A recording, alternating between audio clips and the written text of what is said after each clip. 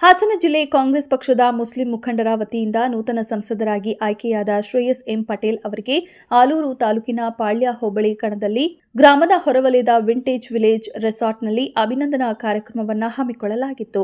ಈ ಸಂದರ್ಭದಲ್ಲಿ ಕಾಂಗ್ರೆಸ್ ಮುಖಂಡ ಮುರಳಿ ಮೋಹನ್ ಮಾತನಾಡಿ, ನಮ್ಮ ಪಕ್ಷದ ಶ್ರೇಯಸ್ ಪಟೇಲ್ ಗೆಲುವಿಗೆ ಹಾಸನ ವಿಧಾನಸಭಾ ಕ್ಷೇತ್ರದ ಜಿಲ್ಲಾ ಹಾಗೂ ತಾಲೂಕಿನ ಮುಸ್ಲಿಂ ಬಾಂಧವರು ನಮಗೆ ಅಭೂತಪೂರ್ವ ಬೆಂಬಲ ನೀಡಿದ್ದು ಹಗಲು ಇರುಳೆನ್ನದೇ ಶ್ರಮಿಸಿದ್ದಾರೆ. ನಿರಂತರ ನಮ್ಮ ಜೊತೆ ಸಂಪರ್ಕದಲ್ಲಿದ್ದು ನಮಗೆ ಸಹಕಾರ ನೀಡಿದ್ದಾರೆ. ರಾಜಕೀಯ ಇತಿಹಾಸದಲ್ಲೇ ನಮ್ಮ ಪಕ್ಷದ ಗೆಲುವಿಗೆ ಮುಸ್ಲಿಂ ಬಾಂಧವರು ಹಾಗೂ ದಲಿತರ ಮತಗಳಿಂದ ಶ್ರೇಯಸ್ ಪಟೇಲ್ ಗೆಲುವಿಗೆ ಸಾಕ್ಷಿಯಾಗಿದ್ದು ನಮ್ಮ ಕಾಂಗ್ರೆಸ್ ಪಕ್ಷಕ್ಕೆ ಬೆನ್ನೆಲುಬಾಗಿ ನಿಂತಿದ್ದಾರೆ. ನಮ್ಮ ಕಾಂಗ್ರೆಸ್ ಪಕ್ಷ ದೀನದಲಿತರ, ಹಿಂದುಳಿದ ವರ್ಗಗಳ ಹಾಗೂ ಎಲ್ಲ ಸಮುದಾಯದ ಜನರ ಪರವಾಗಿ ನಿಂತಿದೆ. ಯಾವುದೇ ಒಂದು ಜಾತಿಗೆ ಮಾತ್ರ ಸೀಮಿತವಾಗಿಲ್ಲ. ನಮ್ಮ ಕ್ಷೇತ್ರದಲ್ಲಿ ಕಾಂಗ್ರೆಸ್ ಪಕ್ಷ ಬಲಿಷ್ಠವಾಗಿದ್ದು ಜನ ನಮ್ಮ ಸರ್ಕಾರವನ್ನ ಮೆಚ್ಚಿಕೊಂಡಿದ್ದಾರೆ.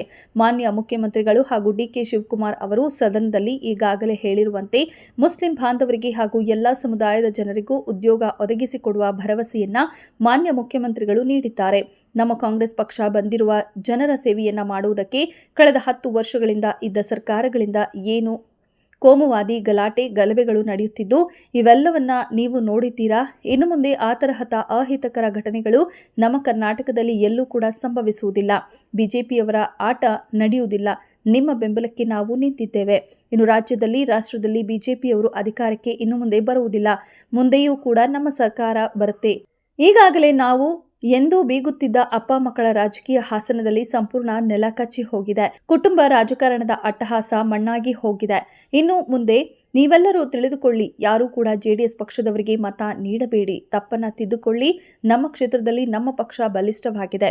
ಇನ್ನು ಶ್ರೇಯಸ್ ಪಟೇಲ್ ಅವರು ವಯಸ್ಸಿನಲ್ಲಿ ಚಿಕ್ಕವರಾಗಿದ್ದರೂ ಕೂಡ ಸರಳ ಸಜ್ಜನಿಕೆಯ ವ್ಯಕ್ತಿಯಾಗಿದ್ದಾರೆ. ಅವರ ತಾತನ ರಾಜಕೀಯ ಜೀವನವನ್ನ ನೋಡಿ ಕಲಿತುಕೊಂಡಿದ್ದಾರೆ.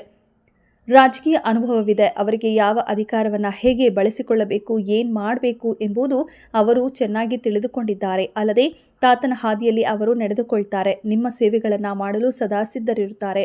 ಜನರು ಹೊಸ ಬದಲಾವಣೆಯೊಂದಿಗೆ ಕಾಂಗ್ರೆಸ್ ಪಕ್ಷ ಹಾಗೂ ಅಭ್ಯರ್ಥಿಯನ್ನು ನಂಬಿ ಹಾಸನ ಜಿಲ್ಲೆಯ ಅಭಿವೃದ್ಧಿಗೆ ಯಾರು ಬೇಕೆಂದು ಆರಿಸಿ ಆಯ್ಕೆ ಮಾಡಿ ಕಳುಹಿಸಿದ್ದೀರಿ. ನಿಮ್ಮ ನಂಬಿಕೆ ವಿಶ್ವಾಸಗಳನ್ನ ಉಳಿಸಿಕೊಂಡು ಜಿಲ್ಲೆಗೆ, ತಾಲೂಕಿನ ಜನತೆಗೆ ಉತ್ತಮ ಕೆಲಸ ಕಾರ್ಯಗಳನ್ನು ಮಾಡಿ ಅಪಾರ ಕೊಡುಗೆಗಳನ್ನ ಸರ್ಕಾರದ ವತಿಯಿಂದ ನಿಮ್ಮೆಲ್ಲರ ಸೇವೆ ಮಾಡುತ್ತಾರೆಂದರು. ನಂತರ ಸಂಸದ ಶ್ರೇಯಸ್ ಎಂ ಪಟೇಲ್ ಮಾತನಾಡಿ, ನನ್ನ ಗೆಲುವಿನ ರೂವಾರಿಗಳಾದ ಎಲ್ಲಾ ಸಮುದಾಯದ ಜನರಿಗೆ ನಾನು ಚಿರಋಣಿಯಾಗಿರುತ್ತೇನೆ. ಯಾಕಂದ್ರೆ ನಾನು ಸಂಸದನಾಗುತ್ತೇನೆಂದು ನನ್ನ ಕನಸಿನಲ್ಲೂ ಅಂದುಕೊಂಡಿರಲಿಲ್ಲ. ನಾನು ಶಾಸಕನಾಗಬೇಕು, ರೇವಣ್ಣನವರನ್ನ ಸೋಲಿಸಿ ಕುಟುಂಬ ರಾಜಕಾರಣವನ್ನ ನಿರ್ಮೂಲನೆ ಮಾಡಬೇಕೆಂಬ ಆಸೆ ಇತ್ತು. ಆದರೆ ನಾನು ಸೋತೆ. ಆದರೂ ಜನರು ನನ್ನ ಕೈ ಬಿಡಲಿಲ್ಲ. ಮತ್ತೆ ನನ್ನನ್ನು ಸಂಸದರನ್ನಾಗಿ ಮಾಡಿದ್ದಾರೆ. ಇದಕ್ಕೆ ಕಾಂಗ್ರೆಸ್ ಪಕ್ಷ ಹಾಗೂ ಎಲ್ಲ ಕ್ಷೇತ್ರದ ಜನರೇ ಕಾರಣ. ನಾನು ನಿಮಗೆ ಚಿರಋಣಿಯಾಗಿರುತ್ತೇನೆ. ಯಾಕೆಂದರೆ ನನ್ನ ಕುಟುಂಬ ರಾಜಕೀಯವಾಗಿ ನಶಿಸಿ ಹೋಗುವಂತಹ ಸ್ಥಿತಿಯಲ್ಲಿತ್ತು. ಆಗ ಕಾಂಗ್ರೆಸ್ ಪಕ್ಷ ಹಾಗೂ ಜನರ ಎಲ್ಲ ಆಶೀರ್ವಾದದಿಂದ ಸಂಸದನಾಗಲು ನನಗೆ ಅವಕಾಶ ಮಾಡಿಕೊಟ್ಟಿದ್ದಾರೆ. ಇದು ನೀವೆಲ್ಲರೂ ನನಗೆ ಕೊಟ್ಟಂತಹ ಒಂದು ಭಿಕ್ಷೆ. ನಾನು ಸೋತಿದ್ದರೆ ಹಾಸನ ಜಿಲ್ಲೆಯಲ್ಲಿ ಕಾಂಗ್ರೆಸ್ ಪಕ್ಷಕ್ಕೆ ಉಳಿಗಾಲವಿರುತ್ತಿರಲಿಲ್ಲ. ನನಗೆ ಮತ್ತೆ ನಮ್ಮ ಕುಟುಂಬಕ್ಕೂ ರಾಜಕೀಯವಾಗಿ ಅಂತ್ಯವಾಗುವಂತಹ ಕಾಲ ಬಂದಿತ್ತು. ಆದರೆ ಕ್ಷೇತ್ರದ ಜನರು ನನ್ನ ಕೈ ಬಿಡಲಿಲ್ಲ. ನನಗೆ ಮತ ನೀಡಿದ ಎಲ್ಲ ಸಮುದಾಯದ ಜನರು ಕಷ್ಟ ಕಾಲದಲ್ಲಿ ನನ್ನ ಕೈ ಹಿಡಿದಿದ್ದಾರೆ. ಅವರ ಕಷ್ಟ ಸುಖಗಳಲ್ಲಿ ನಾನು ಭಾಗಿಯಾಗುತ್ತೇನೆ. ನನ್ನ ಕೈಲಾಗುವಷ್ಟು ಉತ್ತಮ ಕೆಲಸಗಳನ್ನು ಮಾಡಿ ಎಲ್ಲ ಸಮುದಾಯದ ಜನರನ್ನ ಮೇಲೆತ್ತುವಂತಹ ಕೆಲಸ ಮಾಡಲು ಪ್ರಾಮಾಣಿಕ ಪ್ರಯತ್ನ ಪಡುತ್ತೇನೆ. ನಿಮ್ಮ ಋಣವನ್ನು ತೀರಿಸಲು ನನಗೆ ಸಾಧ್ಯವಿಲ್ಲ. ಖಂಡಿತವಾಗಿಯೂ ನಾನು ಮಣ್ಣಲ್ಲಿ ಮಣ್ಣಾಗುವವರೆಗೂ ನಾನು ನೆನಪಿನಲ್ಲಿಟ್ಟುಕೊಳ್ಳುತ್ತೇನೆ. ನಿಮಗೆ ಆಭಾರಿಯಾಗಿರುತ್ತೇನೆ ಎಂದರು. ಈ ಹಿಂದೆ ಇದ್ದಂತಹ ಮಹಾನುಭಾವ ಸಂಸದರು ನಮ್ಮ ಹೊಳೆನರಸೀಪುರ ಕ್ಷೇತ್ರದ ಮುಸ್ಲಿಂ ಸಮುದಾಯದ ಜನರಿಗೆ ಮೋಸ ಮಾಡಿದ್ದಾರೆ. ಸುಳ್ಳು ಪೊಳ್ಳು ಆಶ್ವಾಸನೆಗಳನ್ನ ಹೇಳಿ ಮುಗ್ಧ ಜನರನ್ನ ಬಲಿಪಶು ಮಾಡಿದ್ದಾರೆ. ಮುಗ್ಧ ಮುಸ್ಲಿಂ ಸಮುದಾಯದ ಜನರಿಗೆ ಮನೆ ಕಟ್ಟಲು 5 ಲಕ್ಷ ನೀಡುವುದಾಗಿ ನಂಬಿಸಿ ಕೇವಲ 1 ಲಕ್ಷ ನೀಡಿದ್ದಾರೆ. ಆಗ ಆ ಕುಟುಂಬಗಳು ಅರ್ಧಬರ್ಧ ಮನೆ ಕಟ್ಟಿಕೊಂಡು ಕಣ್ಣೀರಿಡುತ್ತಾ ಬೀದಿಗೆ ಬಂದಿದ್ದಾರೆ. ತಪ್ಪು ಮಾಹಿತಿ ಕೊಟ್ಟು ಅವರ ಬದುಕನ್ನ ಅತಂತ್ರ ಮಾಡಿದ್ದಾರೆ. ಅಂದು ಆ ಕುಟುಂಬದವರ ಸ್ಥಿತಿ ನೋಡಿದ್ರೆ ಮನಸ್ಸಿಗೆ ಬೇಸರವಾಗತ್ತೆ. ಮುಂದೇನು ಮಾಡಬೇಕೆಂದು ನನಗೆ ತಿಳಿಯದೇ ಹೋಗಿದೆ. ಸುಮಾರು 26 ಕುಟುಂಬಗಳು ಇಂತಹ ಪರಿಸ್ಥಿತಿಯಲ್ಲಿದೆ ಎಂದು ಆರೋಪಿಸಿದರು. ಬಡವರ ಶಾಪ ಅವರ ಕುಟುಂಬವನ್ನ ಸುಮ್ಮನೆ ಬಿಡುವುದಿಲ್ಲ. ಅವರ ಕೆಲಸವನ್ನ ದೇವರಲ್ಲ, ಜನರೂ ಕೂಡ ಮೆಚ್ಚಲ್ಲ. ಅದಕ್ಕಾಗಿಯೇ ಭಗವಂತ ಅವರಿಗೆ ತಕ್ಕ ಶಾಸ್ತಿ ಮಾಡಿದ್ದಾನೆ. ಜನರ ಕಣ್ಣೀರು, ನೋವು, ಗೋಳಾಟ ಯಾರನ್ನ ಸುಮ್ಮನೆ ಬಿಡುವುದಿಲ್ಲ. ಅವರ ಅನ್ಯಾಯದ ಪ್ರತಿಫಲವೇ ಇಂದು ಅವರಿಗೆ ತಿರುಗುಬಾಣವಾಗಿ ಮೃತ್ಯುವಾಗಿದೆ. ಅವರ ಈ ನೀಚ ಕೃತ್ಯ ಹೆಣ್ಣು ಮಕ್ಕಳ ಕಣ್ಣೀರಿನ ಶಾಪ ತಟ್ಟದೆ ಬಿಡುವುದಿಲ್ಲ. ಇನ್ನು ಅನುಭವಿಸುತ್ತಾರೆ. ಈಗಲೇ ಎಲ್ಲರೂ ಕಣ್ಣಾರೆ ನೋಡುತ್ತಿದ್ದಾರೆ. ಅಷ್ಟೇ ಸಾಕು, ದೇವರು ನೋಡ್ತಾನೆ ಇರ್ತಾನೆ. ಅವರ ಕರ್ಮ ಅವರೇ ಅನುಭವಿಸಬೇಕೆಂದರು. ನಾವು ದೇವಸ್ಥಾನಕ್ಕೆ ಹೋಗ್ತೀವಿ, ಬರ್ತಿರ್ತೀವಿ. ನಮ್ಮ ಜಿಲ್ಲಾಧ್ಯಕ್ಷರು ನಮ್ಮ ಲೋಕಸಭಾ ಸದಸ್ಯರು ಅವರು ಭಾಳ ಭಕ್ತಿ, ದೇವರ ಭಕ್ತಿ. ಎಲ್ಲರೂ ನಾವು ಕಾಂಗ್ರೆಸ್ಸಲ್ಲಿರುವ ಅಂದರೆ ಅಲ್ಪಸಂಖ್ಯಾತರು ಕಾಂಗ್ರೆಸ್ಸಲ್ಲಿದ್ದರೆ ಹೊಟ್ಟೆ ಕಿಚ್ಚವ್ರಿಗೆ. ಯಾಕಂದರೆ ಈ ದೇಶ ಸಂವಿಧಾನನ ಉಳಿಸೋದಕ್ಕೆ ನಾವೆಲ್ಲರೂ ಕೂಡ ಬದ್ಧವಾಗಿದ್ದೇವೆ ಅಂತ ಹೇಳಿ ಅವ್ರ ಕೋಪ ಆಸೆ. ನಾವೇನನ್ನ ಸುಮ್ಮನೆ ಆಗ್ತು ಅಂತಂದರೆ ಸಂವಿಧಾನ ಬದಲಾವಣೆ ಮಾಡ್ತಿದ್ವಿ ಈ ಬಾರಿ.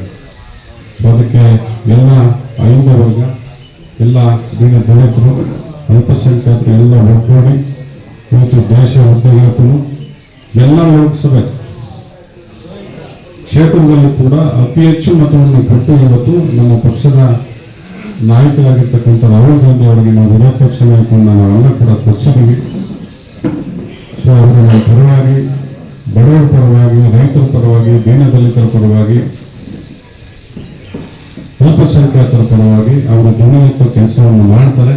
ಇನ್ನು ಮುಂದೆ ರಾಜ್ಯದಲ್ಲಾಗ್ಬೋದು, ರಾಷ್ಟ್ರದಲ್ಲಾಗ್ಬೋದು ಬಿಜೆಪಿ ಹೋರಾಟ ಏನು ನಡೆಯಲ್ಲ. ನಾವು ಮುಂದಕ್ಕೆ ಕೂಡ ಅಧಿಕಾರಕ್ಕೆ ಬರ್ತೀವಿ. ನೀವು ಸದಾ ಇದೇ ರೀತಿ, ಯಾಕಂದ್ರೆ ಜಗದೀಶ್ವರ ಒಪ್ಪಂದ ಕಳೆದ ಬಾರಿ ನಮಗೆ ಅವಾಗ ಏನ್ ಹೇಳಿದ್ರು, ನಮ್ಮ ಹಾಗೆ ನಿಮ್ಗೆಲ್ಲ ಗೊತ್ತಿರೋಂಗೆ ಅಧಿಕವಾಗಿ ಮಳೆ ಬಂತು, ಎಲ್ಲ ಕಡೆ ಪ್ರವಾಹ ಆಯ್ತು. ನಮ್ಮ ಹೊಳೆ ನಕ್ಷತ್ರದಲ್ಲೂ ಸಹ ನಮ್ಗೆ ಯಾಸಿನ್ ನಗರ ಅಂತಿದೆ. ಆ ಯಾಸಿನ್ ನಗರ ಇವತ್ತು ನಮ್ಮ ಮಸೀದಿ ಹೆಸರಲ್ಲಿ ಒಂದು ಪಾಣಿ ಬರ್ತಾ ಇದೆ, ಮತ್ತೆ ವಕ್ಫ್ ಬೋರ್ಡ್ ಹೆಸರಲ್ಲಿ ಏನೋ ಬರ್ತಾ ಇದೆ. ಅವ್ರಿಗೆಲ್ಲ ನಂಬಿಸಿ ನಿಮ್ಗೆ 5 ಲಕ್ಷ ಕೊಡ್ತೀವಿ ಅಂದ್ಬಿಟ್ಟು ಪಾಪ 1 ಲಕ್ಷಕ್ಕೆ ನಿಲ್ಲಿಸಿ ಅವರು ಅರ್ಧ ಮನೆ ಕಟ್ಕೊಂಡು ಇವತ್ತು ತಪ್ಪು ಮಾಹಿತಿ ಕೊಟ್ಟು ಅವರು ಅತಂತ್ರವಾಗಿದ್ದಾರೆ. ಅದಕ್ಕೆ ಏನಾಗಿದೆ ಅದಕ್ಕೆ ಮುಂದಕ್ಕೆ ದಾರಿ ಹೇಗೆ ಅನ್ನೋದು ನನಗೆ ಯಕ್ಷ ಪ್ರಶ್ನೆ ಆಗಿದೆ. ವಕ್ಫ್ ಬೋರ್ಡ್ ಅವ್ರನ್ನ ಕೇಳಿದ್ರೆ ಸ್ವಂತ ಜಾಗದಲ್ಲಿ ನಾವು 5 ಲಕ್ಷ ಪರಿಹಾರ ಕೊಡ್ತೀವಿ, ಇದು ಒಂದು ಸಮಾಜ, ಒಂದು ಸಮುದಾಯದ ಒಂದು ಮಸೀದಿ ಹೆಸರಲ್ಲಿದೆ, ವಕ್ಫ್ ಬೋರ್ಡ್ ಹೆಸರಲ್ಲಿದೆ, ನಾವು ಯಾವುದೇ ಕಾರಣಕ್ಕೂ 5 ಲಕ್ಷ ಪರಿಹಾರ ಕೊಡಕ್ಕೆ ಬರಲ್ಲ ಅಂದ್ಬಿಟ್ಟು 1 ಲಕ್ಷ ಕೊಟ್ಟಿದ್ರೆ ಅವರ ಒಂದು 16 ಕುಟುಂಬ, 26 ಕುಟುಂಬ ಇವತ್ತು ದಯಾನೀಯ ಸ್ಥಿತಿ ಇದೆ. ಅದನ್ನ ನೋಡ್ಬಿಟ್ರೆ, ಅದನ್ನ ನೀವೆಲ್ಲ ಬಂದು ನೋಡ್ಬಿಟ್ರೆ ಯಾರು ಸಹ ಅದನ್ನ ಮೆಚ್ಚಕ್ಕಾಗಲ್ಲ. ಅದಕ್ಕೆ ಭಗವಂತ ಅಂತವನು ಇದನ್ನೇ ಅನ್ನೋದು ಇದಕ್ಕೆ ಪ್ರೂವ್ ಆಗ್ತಿದೆ. ಅವತ್ತು ಅನ್ಯಾಯ ಮಾಡಿದ್ದಕ್ಕೆ ಏನೇನಾಗಿದೆ ನಮಗೆಲ್ಲ ಗೊತ್ತಿಲ್ಲ. ನೋಡಿದ್ರೆ ಏನ್ ಮಾಡೋದಂತ ನನ್ನ ಉದ್ದಕ್ಕೂ ನನಗೇನೆ ಒಂದು ಎಕ್ಸ್ಟ್ರಾ ಪ್ರಶ್ನೆ ನನ್ ಮಾಡಾಕೊಂಡು ಏನ್ ಮಾಡ್ಬೋದು ಇವ್ರಿಗೆ. ಈಗ ಇಲ್ಲ ಹಕ್ಕುಪತ್ರ ಕೊಡಿಸ್ಬೇಕು, ಇಲ್ಲ ನಾನು ಬೇರೆ ರೀತಿಯಲ್ಲಿ ಸಾಲವನ್ನು ಕೊಡಿಸಿ ಅವ್ರ ಮನೆ ಕಟ್ಸ್ಕೊಳ್ಬೇಕು, ಏನ್ ಮಾಡೋದು ಒಂದು ಎಕ್ಸ್ಟ್ರಾ ಪ್ರಶ್ನೆ. ಒಂದು ಎಕ್ಸಾಂಪಲ್ ನಾನು ಕೊಟ್ಟಿದ್ದು, ಒಂದು ಉದಾಹರಣೆ, ಎಷ್ಟು ಸಮಸ್ಯೆ ಆಗಿದೆ, ಎಷ್ಟು ಮೋಸ ಮಾಡ್ತಿದ್ದಾರೆ, ನಂಬಿಸಿ ಒಂದು ಸಮಾಜದಲ್ಲಿ ಮೋಸ ಮಾಡ್ತಿದ್ದಾರೆ ಅಂತ ಇವತ್ತು ನೋಡ್ಬೋದು. ಆದ್ರೆ ಈ ಸರಿ ಎಲ್ಲರೂ ಕಾಂಗ್ರೆಸ್ ಪಕ್ಷಕ್ಕೆ ಬೆಂಬಲವಾಗಿದ್ದಾರೆ. ಪ್ರಾಮಾಣಿಕವಾಗಿ ಕೊಡೋ ಒಂದೊಂದು ಮಟ್ಟಕ್ಕೂ ನಾನು ರುಡಿಯಾಗಿರ್ತೀನಿ. ನಾನೇನು ಕಾಯವಾಚ ಮನಸ್ಸ ನಿಮ್ ಜೊತೆ ಇರ್ತೀನಿ ಅಂತ ನಾನು ಚುನಾವಣೆ ಟೈಮಲ್ಲಿ ಭರವಸೆಯನ್ನು ಕೊಟ್ಟಿದ್ದೆ. 100ಕ್ಕೆ 100 ನಾನು ನಿಮ್ ಜೊತೆ ಇರ್ತೀನಿ ಅಂತ